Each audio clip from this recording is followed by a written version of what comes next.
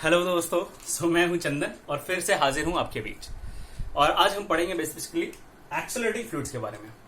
और मैं आशा करता हूं कि अभी तक जितने भी वीडियोस आप देख रहे होंगे मेरे सारे कॉन्सेप्ट्स आपको क्लियर रहे होंगे, कोई भी डाउट नहीं रहा होगा। फिर भी अगर कोई डाउट रहा होगा तो प्लीज आप उसको अपने इस कमेंट बॉक्स में लिखें ताकि मैं आपके डाउट सॉल्व कर पाऊं ज्यादा से ज्यादा। और अगर जिनको मेरा व्हाट्सएप नंबर पता है वो मेरे को व्हाट्सएप कर सकते हैं सीधा, ठीक है। सो आइए पढ़ते हैं एक्सेलरेटिंग फ्लूइड के बारे में। अब पहले ये समझो कि ये वो स्टैटिक फ्लूइड का ही एक पार्ट है। स्टैटिक फ्लूइड जब रेस्ट में था उसी का एक पार्ट है। इसमें फ्लूइड फ्लो नहीं करेगा, जैसे रिवर्स फ्लो करती है ना, वैसे fluid will not flow here. यहाँ क्या होगा, फ्लूइड एक कंटेनर में रखा होगा और वो कंटेनर एक्सेलरेट कर रहा होगा, ठीक है। तो ये फ्लूइड स्टैटिक का ही एक पार्ट है। आइए करते हैं, देखते हैं, समझते हैं इस बात को। अच्छा, इसके लिए पहले थोड़ा समझते हैं कि प्रेशर कैसे आया था। जैसे ही समझ में आया प्रेशर कैसे आया था, उसके बाद हम ये समझना बहुत आसान हो जाएगा कि जब वो कंटेनर एक्सेलरेटिंग हो तो उसमें प्रेशर कैसे कैलकुलेट करेंगे, ठीक है। अच्छा देखो, अगर सिंपल सा लॉजिक, सिंपल क्वेश्चन, सिंपल बातें करते हैं। आइए मान लीजिए यहां पे एक लिक्विड है भैया जिसकी डेंसिटी रो है और जिसका कॉलम का हाइट h है, बहुत बढ़िया। और यहां मान लो एटमॉस्फेरिक प्रेशर P0 लेते हैं और इसका सरफेस एरिया A ले लेते हैं, कोई दिक्कत तो नहीं, बहुत बढ़िया। और हमें चाहिए यहाँ पे प्रेशर, कहां पे, किसी एक पॉइंट पे सरफेस पे, नीचे बॉटम सरफेस पे यहाँ प्रेशर चाहिए। अभी कंटेनर रेस्ट में है और फ्लूइड फिल्ड अप है जिसकी डेंसिटी रो है। कैसे निकालेंगे प्रेशर? सिंपल सा लॉजिक। प्रेशर देखो, हमने पढ़ रखा कि यहाँ प्रेशर जो होगा भैया, इसका प्रेशर तो आएगा ही, प्लस इसका कॉलम, लिक्विड कॉलम का प्रेशर आएगा। इसका प्रेशर कितना होगा, P0, प्लस ये लिक्विड के कारण कितना आएगा, रो जी एच। कोई दिक्कत नहीं है, ठीक है भैया, कोई दिक्कत नहीं है, बात समझ में आएगा, बात समझ में आएगी, सही है। लेकिन ये रो जी एच वाला टर्म आया कैसे था, थोड़ा इस बात को समझते हैं, तब और समझना आसान होगा हमारे लिए, ठीक है। ये रो जी एच वाला टर्म आया कैसे? इस पी नोट का तो हमेशा बाद में भी ऐड कर दो, कोई दिक्कत नहीं, पहले रो जी एच वाले टर्म को समझते हैं। देखो, अगर इस फ्लूइड के मास को कैलकुलेट करें, कितना मास होगा इस फ्लूइड का? फ्लूइड का मास चाहिए मेरे को, क्या चाहिए, मास। मास होता क्या है? मास होता है density times volume. So density is rho, volume is how? How can we calculate volume? Volume is area into length. So rho AH. ये मास आया मेरे। इसका वेट कितना होगा बताओ? इसका वेट होगा mg। अरे वेट तो यही होता ना, यही तो डाउनवर्ड फोर्स लगेगा, हाँ। सो ये आएगा रो AHG। कोई दिक्कत नहीं है, यहाँ तो कोई परेशानी नहीं होगी, आई होप। अब ये जो mg लग रहा है, क्या यही नॉर्मल दे रहा है? इस सरफेस नॉर्मल देगा ना भैया, प्लस इसके कारण फोर्स, इसके कारण कितना फोर्स आएगा, प्रेशर इनटू एरिया, इसके कारण फोर्स आएगा। अरे बोलो, तो ये जो सरफेस है वो नॉर्मल कितना देगा? सो नॉर्मल होगा भैया, इसके कारण फोर्स, इसके कारण कितना होगा, P0 into a plus mg। mg कितना भैया, रो AHG। अरे बोलना पड़ेगा, ये फोर्स है which is exerted on the bottom surface. अगर फोर्स पता है तो क्या प्रेशर निकाला जा सकता है? बोलो, तो क्या प्रेशर निकाला जा सकता है? जी हाँ, निकाला जा सकता है। तो प्रेशर कितना होगा बताओ? सो प्रेशर होता है फोर्स बाई एरिया। अरे फोर्स को नॉर्मल लिखा ना, कोई दिक्कत तो नहीं, फोर्स बाई एरिया। अगर इसको एरिया से डिवाइड करो तो देखो, एरिया यहाँ गया तो यहाँ बच गया P0, प्लस यहाँ भी एरिया गया तो यहाँ बचा रो HG और row GH, whatever you want to write in the right. क्या बोलो, यहाँ तक बात समझ में आया क्लियर? अभी ये हमारा कंटेनर रेस्ट में था, कोई प्रॉब्लम नहीं था, बहुत आसानी से हम कैलकुलेट कर पाए। अब मान लो इस कंटेनर को हम मोशन देते हैं, एक्सेलरेशन देते हैं, कुछ कैसा एक्सेलरेशन देते हैं, आओ समझते हैं इस बात को। आपने वो लिफ्ट वाला प्रॉब्लम देखा होगा, मैकेनिक्स में किया होगा कि जब लिफ्ट पे कोई इंसान खड़ा है, वेइंग मशीन पे खड़ा है, लिफ्ट में कोई वेइंग मशीन है, उसके ऊपर एक इंसान खड़ा है और लिफ्ट को ऊपर की ओर कोई एक्सेलरेशन दे दिया, तो बताओ वेइंग मशीन की रीडिंग क्या होगी? इस तरह का बहुत सारा प्रॉब्लम किया होगा, नहीं किया होगा तो मैं बता दूंगा, ठीक है। आइए समझते इसको। हाँ,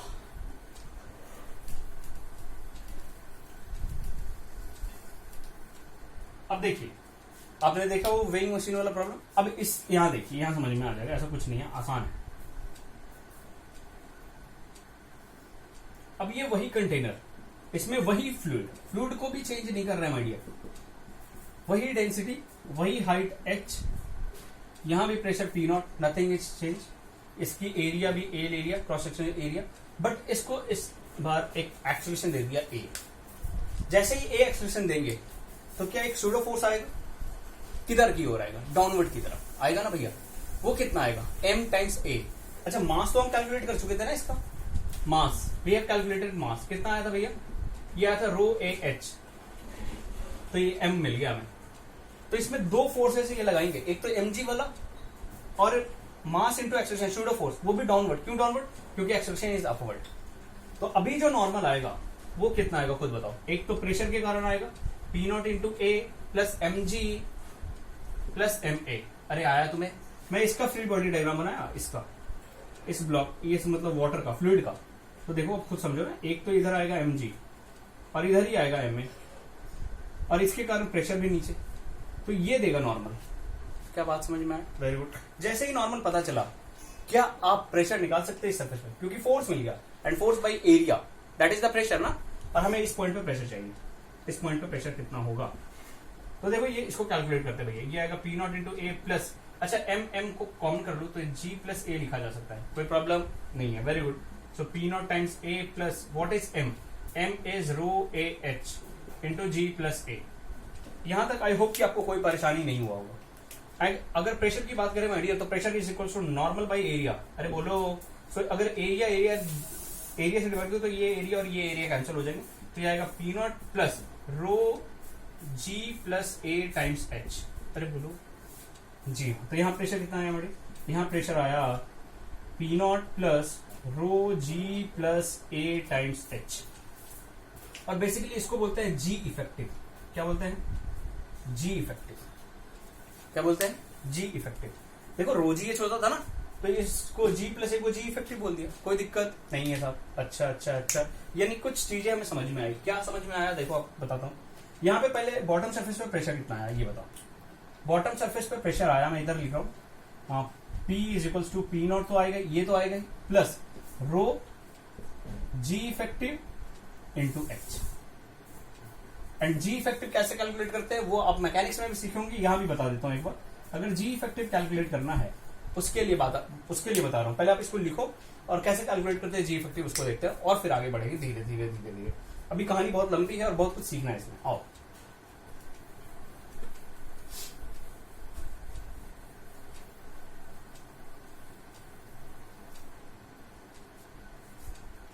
अब देखो कहीं भी प्रेशर जब लिखोगे आप, तो आप बेसिकली P नॉट तो डालोगे ही, plus rho G effective into H लिखोगे।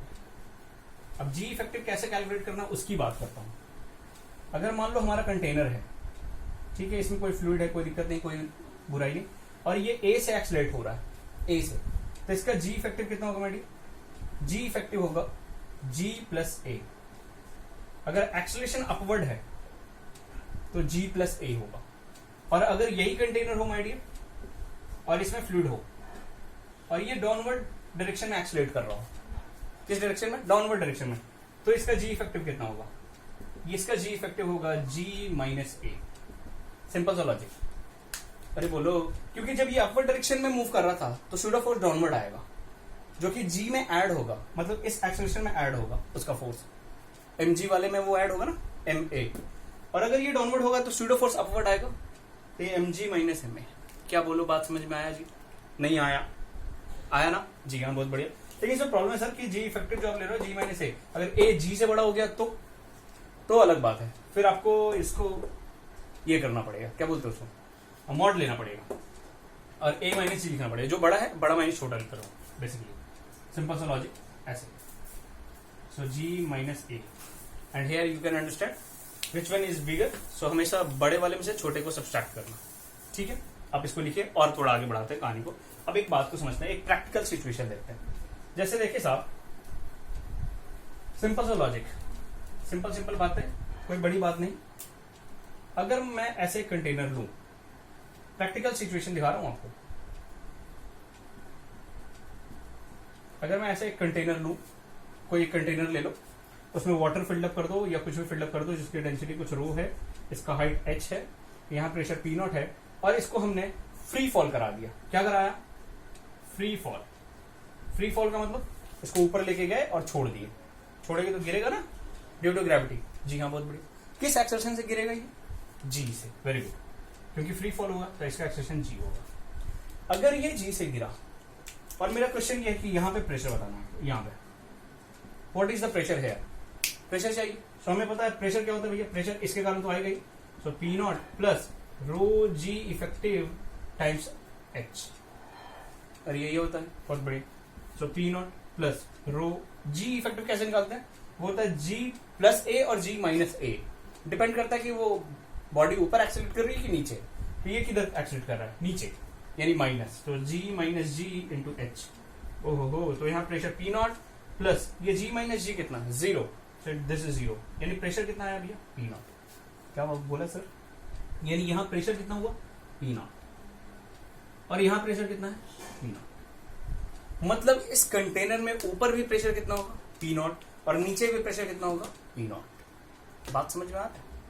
अच्छा, कभी भी वाटर जब फ्लो होता है तो क्यों फ्लो होता है, due to pressure difference, due to pressure difference. मान लो आपको एक सिंपल सा लॉजिक, मतलब एक कुछ प्रैक्टिकल चीज बता दो, आप एक्सपेरिमेंट करना, बट सही से एक्सपेरिमेंट करना, नहीं तो आपको गड़बड़ रिजल्ट मिलेंगे।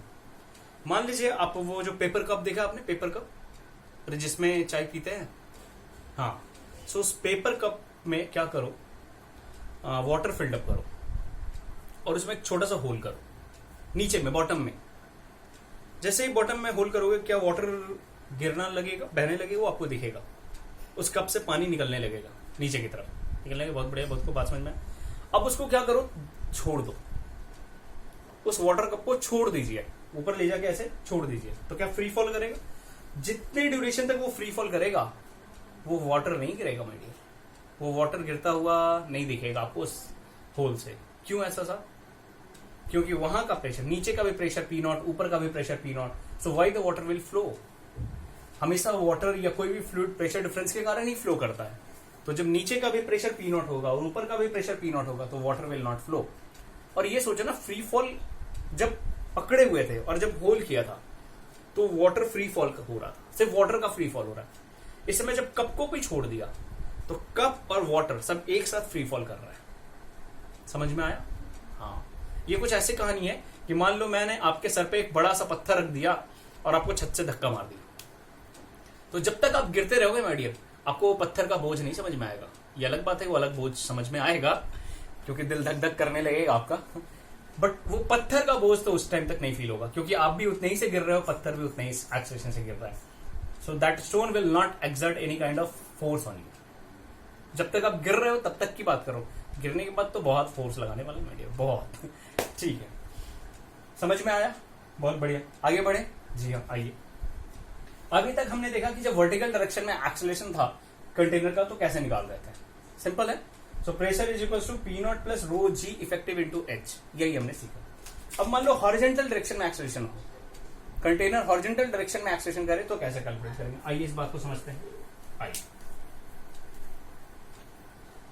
हाँ, ये देखें, ये रहा हमारे पास कंटेनर और इसमें वाटर फिल्ड अप है ऐसे,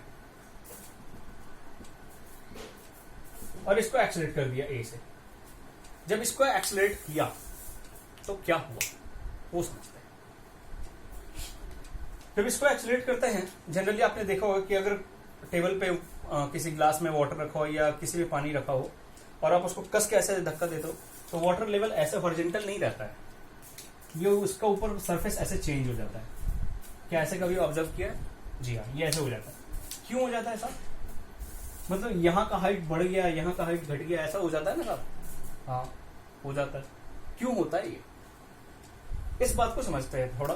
आओ, अच्छा देखते हैं, जब एक्सेलरेशन में नहीं था हमारा फ्लूइड, मान लो ये फ्लूइड एक्सेलरेशन में नहीं था, ये फ्लूइड एक्सेलरेशन में नहीं था, मतलब फ्लूइड रेस्ट में था, बहुत बढ़िया।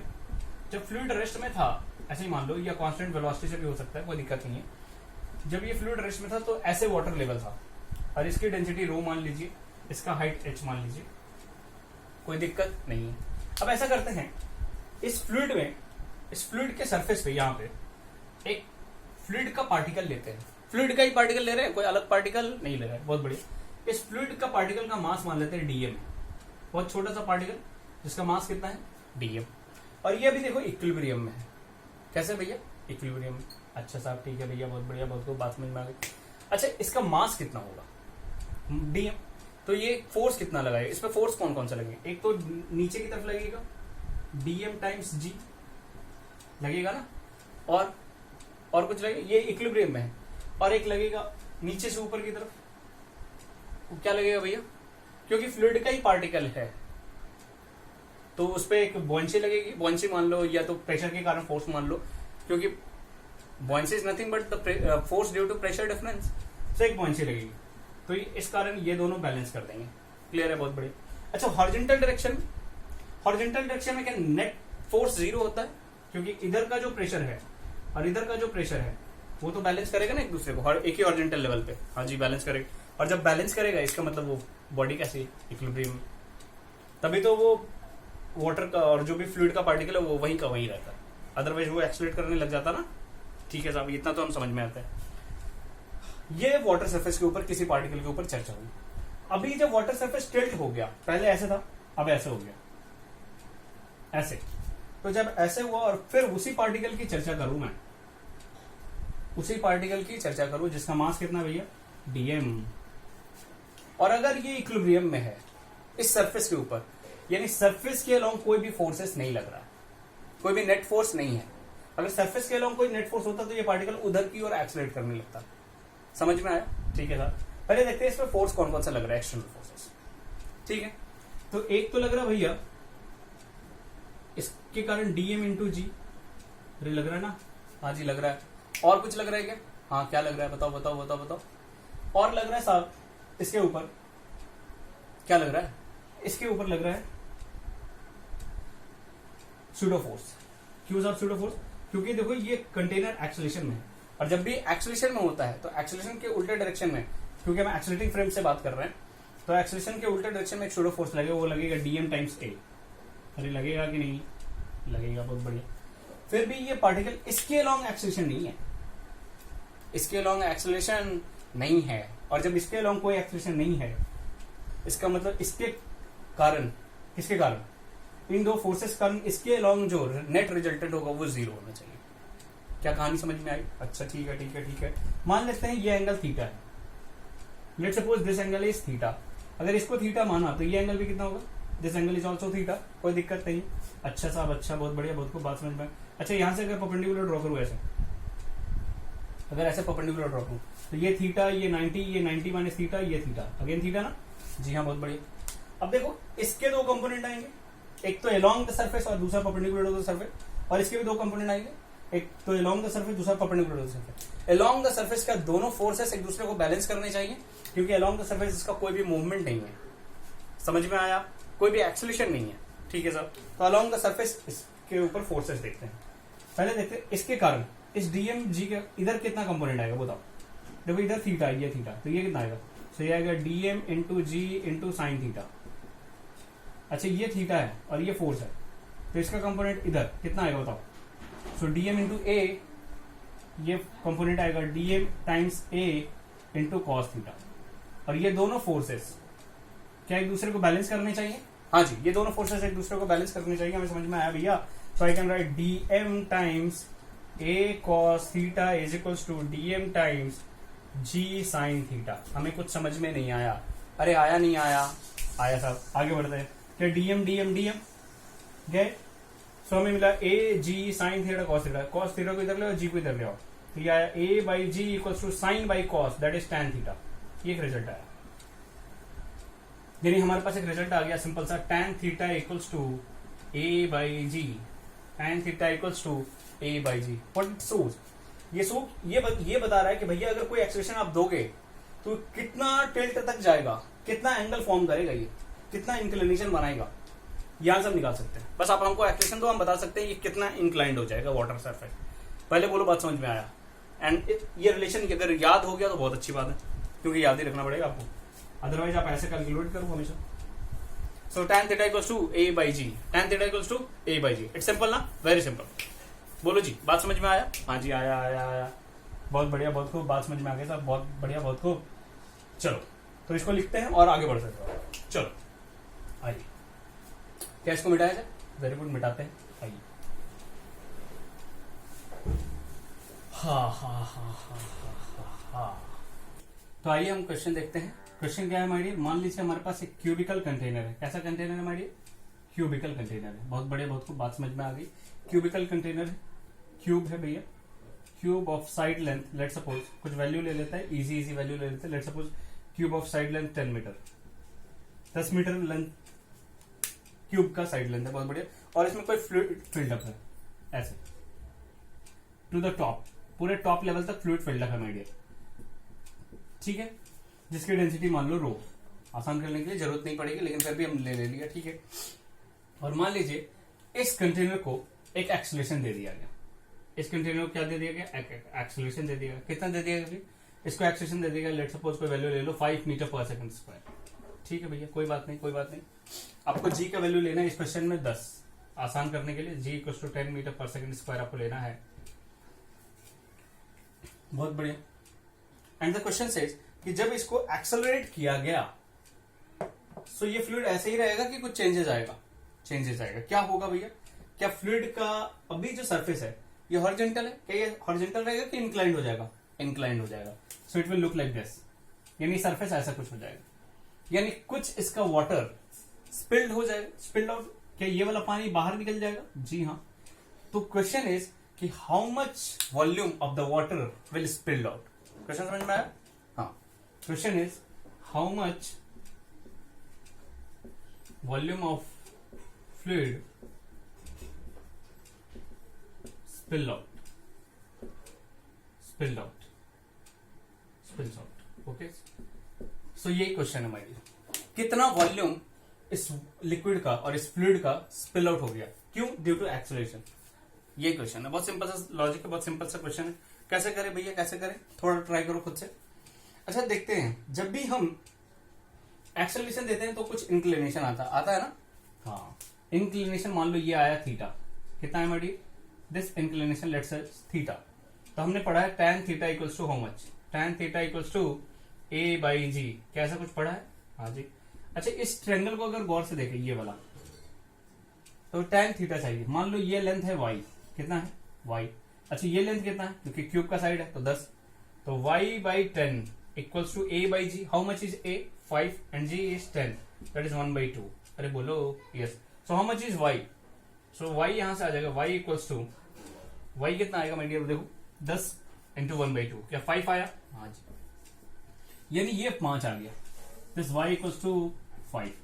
क्या अब ये वॉल्यूम निकाला जा सकता है जो स्पिल आउट हुआ है, आराम से निकाला जा सकता है, बहुत ही सिंपल है, कैसे निकालेंगे भैया, अरे ये वॉल्यूम चाहिए ना मेरे को, ये वाला, कैसे निकालेंगे, कुछ नहीं, ये एरिया इंटू डेप्थ, डेप्थ कितना है 10, एरिया कैसे निकाले, एरिया ऑफ ट्रायंगल, एरिया के लिए चाहिए half into base into height, half तो पता है बेस ये है, हाइट ये, हाइट इज वाई, सो अगर इसको देखें वॉल्यूम, यही तो स्पिल आउट हुआ है, वॉल्यूम है कितना, half into base is 10, height is 5 into depth अंदर में कितना होगा, क्यूब है ना, इंटू 10, दैट इज आंसर। आप इसको सॉल्व कर लीजिए, आपको आंसर मिल जाएगा, देखो ये 2 ये मिला 5, कितना आया भैया जल्दी बताओ, so 5 into 5 into 10, so 25 into 10 250 metre cube, that is answer. Simple है ना, बहुत ही सिंपल, बहुत ही आसान, क्या आपको समझ में आया, जी। तो इस तरह से क्वेश्चन को करना है, बहुत बड़ी, आप इसको एक बार लिखें और थोड़ा आगे बढ़ते हैं, कुछ कॉन्सेप्ट सीखते हैं, उसके बाद एक क्वेश्चन करते हैं, ठीक है, आइए इसको आप लिख लीजिए प्लीज, हाँ आगे बढ़ते हैं।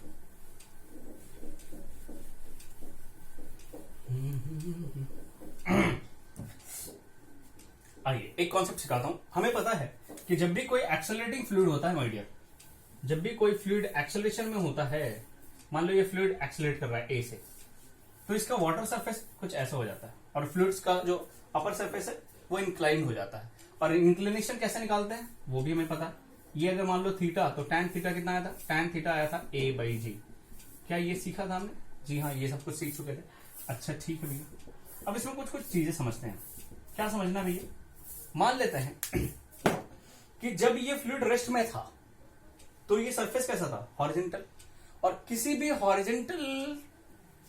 हॉरिजॉन्टल वाले लेवल पे, किसी हॉरिजॉन्टल लेवल पे हर एक पॉइंट पे क्या प्रेशर सेम होता था, हाँ सेम होता था, क्या यहां भी ऐसा ही होगा कि चेंजेस होगा, वो देखना चाहते हैं, समझ में आया, हाँ हम देखना चाहते हैं कि हॉरिजॉन्टल, किसी भी हॉरिजॉन्टल लेवल पे हर पॉइंट पे प्रेशर सेम रहेगा कि डिफरेंट होगा, इससे हमें कुछ बात समझ में आएगी। मान लो एक हॉरिजॉन्टल लेवल ले लिया ऐसे, और इसमें कोई 2 पॉइंट ले लेते हैं, मान लो एक ये पॉइंट है, एक ये पॉइंट है, यहाँ कुछ एरिया ले लेते हैं, मान लो ये एक एरिया ले लिया, ये एक एरिया ले लिया, बहुत बढ़िया, और ये एक फ्लूइड का वॉल्यूम ले लिया, ये एलिमेंट लिया, फ्लूइड का ही एलिमेंट है, किसका एलिमेंट, फ्लूइड का ही, ठीक है भैया। और मान लो ये फ्लूइड की जो डेंसिटी है वो रो है, the density of fluid is रो।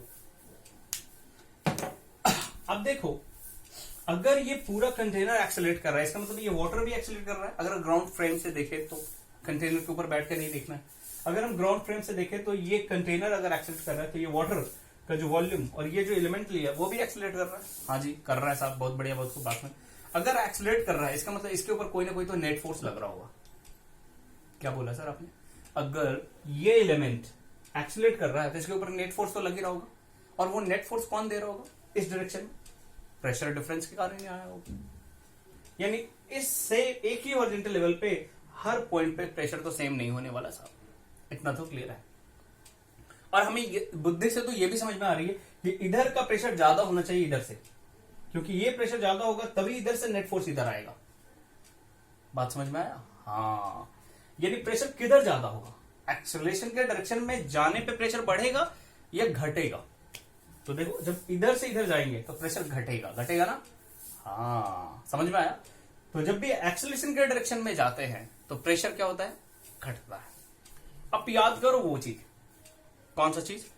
जब मैंने बताया था कि जब वर्टिकली हम डाउनवर्ड आते हैं तो प्रेशर क्या होता है? बढ़ता है। यानी जी के डायरेक्शन में जाने पे प्रेशर बढ़ता है, बढ़ता है ना? ठीक है। इधर अगर एक्सेलरेशन है तो इफेक्टिव इसके कारण जो स्यूडो फोर्स लग रहा हो किधर लग रहा हो? इसके अपोजिट डायरेक्शन में। तो आप मान सकते हो जिधर एक्सेलरेशन है एक्चुअली उसके अपोजिट डायरेक्शन में जी है, ऐसा मान लो। तो जब भी जी के डायरेक्शन में जाएंगे तो प्रेशर बढ़ेगा। तो एक्सेलरेशन इधर है तो जी इधर, तो इधर जाने पे प्रेशर बढ़ रहा है ना? हाँ, ये भी बुद्धि से समझाया। अभी कैसे बढ़ेगा, क्या होगा, वो हम देखेंगे। पहले बोलो बात समझ में आया? चलो आया, ठीक है। मान लिया, मान लो कि यहाँ प्रेशर लग रहा है, मान लीजिए यहाँ प्रेशर लग रहा है P, ऐसा मान लो P1, और यहाँ मान लो प्रेशर है P2। क्या बात समझ में आया? और उल्टा कर दो, ये P2 ये P1 लिख दो, कोई दिक्कत नहीं, उससे हमारे नाम कुछ भी लिख सकते, ठीक है भाई साहब। और मान लीजिए ये वाला एरिया है A, ये एरिया कितना है? A है। ये लेंथ मान लो L है। लेंथ कितना है साहब? L है। बहुत बढ़िया, बहुत को बात समझ में आ गई। अच्छा, अब इसका कुछ तो मास होगा ना, इस वॉल्यूम का, इस वाले वॉल्यूम का कुछ मास होगा। अगर मास देखे तो कितना होगा खुद ही बताओ? मास होता है density into volume. So density is rho and how much is volume? Volume कैसे निकालते हैं? Area into length. Area is A and length is L, rho A L, कोई दिक्कत नहीं है। बहुत बढ़िया, बहुत। अच्छा, इसमें फोर्सेस कौन कौन से लगे? एक तो इधर से P2 इंटू A, ये फोर्स हो गया अभी, और इधर से P1 इंटू A, क्या ये फोर्स हो गया? हम हॉरिजॉन्टल डायरेक्शन की बात कर रहे हैं, वर्टिकल में नहीं जा रहे। वर्टिकल में mg वगैरह और फिर इसके ऊपर प्रेशर के कारण, इधर वाले प्रेशर के कारण भी फोर्स लगेगा, उसकी चर्चा हम नहीं कर रहे, ठीक है? हम हॉरिजॉन्टल डायरेक्शन की बात कर रहे हैं। तो अगर मैं लिखूं in horizontal direction, in horizontal direction, अगर ऐसा लिखूं तो हमें लिखना चाहिए net force in horizontal direction equals to mass into acceleration. So net force in horizontal direction equals to mass into acceleration. So how much is net force? P2A minus P1A, very good. So P2A minus P1A equals to mass. Mass is rho AL. So rho AL into acceleration. Acceleration is A. कोई बुराई नहीं है, समझ में आया? हाँ साहब, बहुत बढ़िया। क्या A goes away? Yes sir. So हमें क्या मिला? P2 minus P1 equals to rho AL. क्या ऐसा मिल रहा है? हाँ जी, बहुत बढ़िया। इसका मतलब देखो, जब इधर से इधर जा रहे हैं तो प्रेशर बढ़ रहा है, घट रहा है? घट रहा है। देखो P2 माइनस P1 कौन बढ़ा? P2 की P1? P2 ना, क्योंकि ये वैल्यू पॉजिटिव आ रही है। यानी जब इधर से इधर जा रहा है तो प्रेशर घट रहा है, और इधर से इधर आ रहा है तो प्रेशर बढ़ रहा है। कैसे बढ़ रहा है? वो चेंज क्या है? वो चेंज है rho A L, rho times A times L, rho times A times L, that's it. अरे समझ में आया? हाँ जी।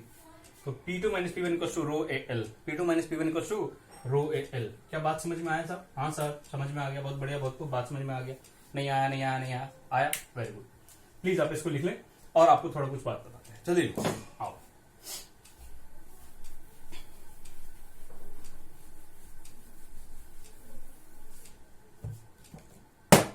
आइए दिखाते हैं कुछ। क्या दिखाते हैं सर? देखो, अब जैसे मान लो एक क्वेश्चन देता हूं, सिंपल सा लॉजिक क्वेश्चन, बहुत आसान सा क्वेश्चन। देखो, मान लो हमारे पास एक कंटेनर है और कंटेनर A एक्सेलरेशन से मूव कर रहा है, तो इसका फ्लूइड का लेवल तो ऐसा कुछ हो गया होगा। सिंपल सा लॉजिक है, बहुत बढ़िया, बहुत को बात समझ में आ गई। और मान लीजिए यहाँ का प्रेशर हमें पता है, here the pressure is P0, ठीक है भैया। और इसमें क्या बोलते हैं, क्यूबिकल साइड है, और ये जो लेंथ है ये हमें पता है। मान लो ये गिवन है h1, कितना गिवन है, h2, h1 h मान लो, बहुत बढ़िया, और ये लेंथ गिवन है l मान लिया, और कोई पॉइंट है यहाँ पे एक पॉइंट है, पॉइंट a मान लिया।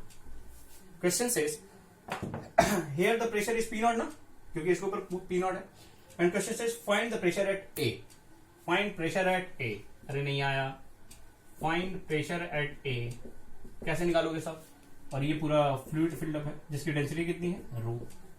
अब a पॉइंट पे प्रेशर चाहिए, कैसे निकाले कैसे निकाले कैसे निकाले।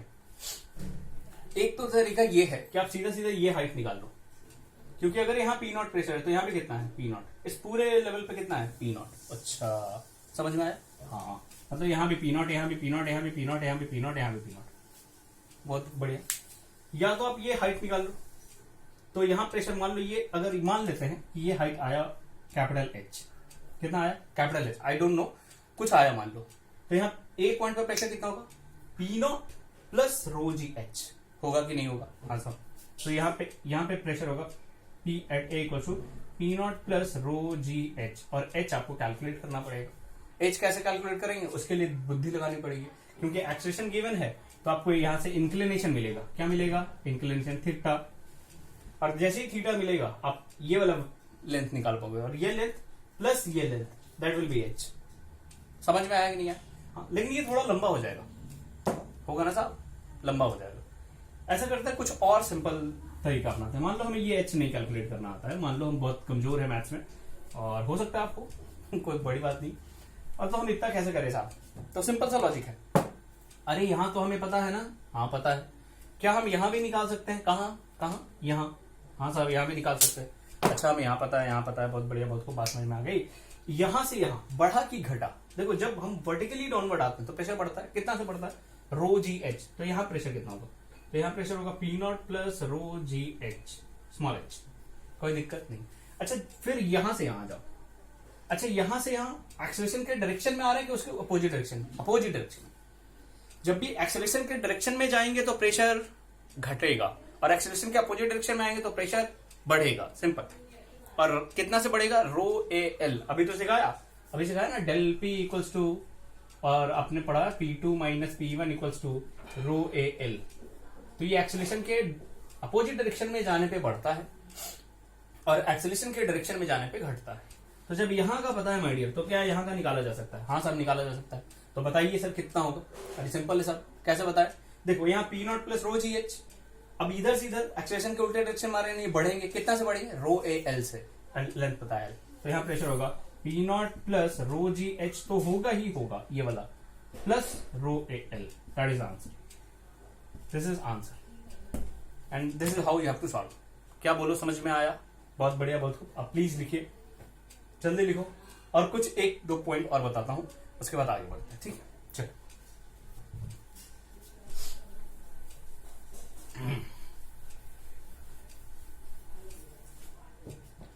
अब देखो फिर से, देखिए क्या बताना चाहता हूं मैं, इधर देखो, ये चल लेगा, इधर आओ। मान लीजिए ये कंटेनर हमारे पास, दिस इज कंटेनर, और ये चल रहे हैं भैया ए एक्सेलरेशन से, तो फ्लूइड का लेवल क्या ऐसा हो जाता है, हाँ साहब ऐसा हो जाता है, बहुत बढ़िया, बहुत। क्या किसी भी हॉरिजॉन्टल लेवल पे हर पॉइंट पे प्रेशर सेम रहेगा कि अलग अलग रहेगा? अगर एक्सेलरेशन के डायरेक्शन में जाएंगे तो घटता जाएगा, एक्सेलरेशन के उल्टे डायरेक्शन में आएंगे तो बढ़ता जाएगा, समझ में आया? तो कहाँ इक्वल रहेगा, ये समझना चाहता हूँ। अच्छा देखो, इसके ऊपर तो प्रेशर P0 है, मतलब यहाँ भी P0, यहाँ भी P0, यहाँ भी P0, यहाँ भी P0, यहाँ भी P0, यहाँ भी P0, यहाँ भी P0। अरे बोलो, क्या इस ऐसे किसी भी लाइन पे प्रेशर P0 ही है? हाँ, यानी हर जगह प्रेशर P0। तो इसी के पैरेलल कोई भी लाइन लोगे आप, कोई सा भी लाइन, हॉरिजॉन्टल की बात नहीं अब रह गई।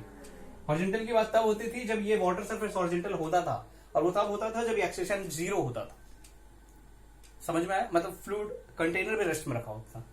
तो जब ये एक्सेलरेटिंग होगा, तो जैसे ऊपर का वाटर सरफेस है, अगर उसी के पैरेलल कोई भी आप लाइन लोगे तो उन सभी लाइंस पे प्रेशर इक्वल होगा, मतलब उन सभी लाइंस के हर पॉइंट पे प्रेशर इक्वल होगा।